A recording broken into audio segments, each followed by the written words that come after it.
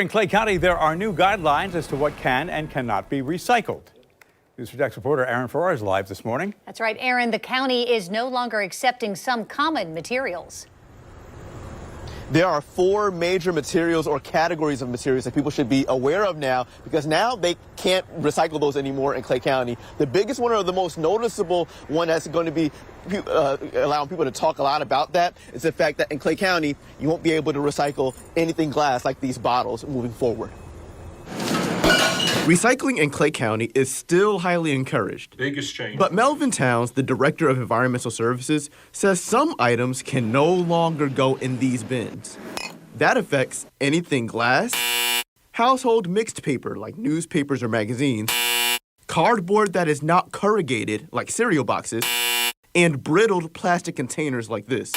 Towns says mixing those materials has led to some major fees.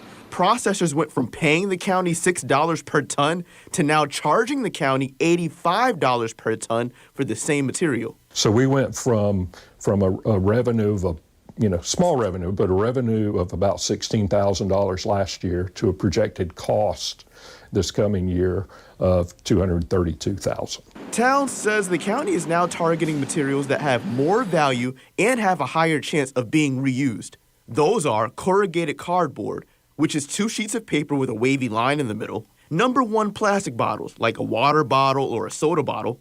Number 2, plastic bottles, like these milk and detergent jugs. And metal cans, like aluminum or steel. Aluminum is probably the best item to be recycled because it can be used 100% over and over and over again. It doesn't really have a shelf life. Your paper products, each time it's processed and made into a new material, the fibers get shorter. So at some point in time, it ends up being used like as insulation or something like that, and it's no longer recyclable again. The new changes can be a lot to remember, but Towns says there is one overarching guideline. When in doubt, throw it out.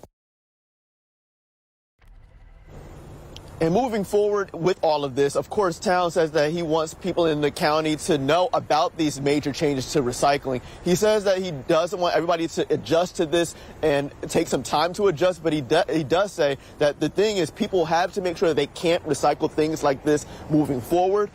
Eventually, it's going to come to a time where people aren't adjusting. The county will not pick up their curbside recycling if they don't abide by the new rules. However, Towns says there isn't a firm date or a timeline of when the county would enforce that kind of policy.